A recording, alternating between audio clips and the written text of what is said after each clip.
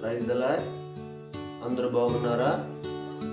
ఈరోజు దేవుని వాగ్దానము కీర్తనలు 20వ అధ్యాయము 4వ వచనమండి.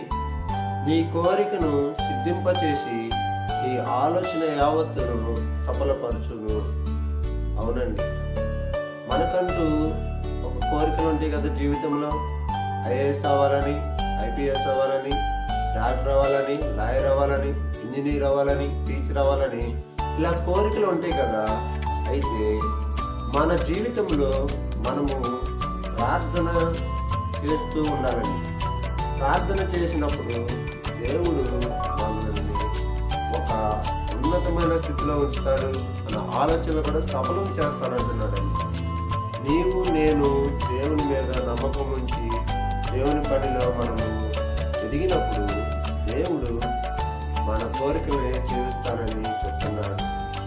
దేవుడు ఈ వాగ్దానం దీవించుగాక. ఆమేన్.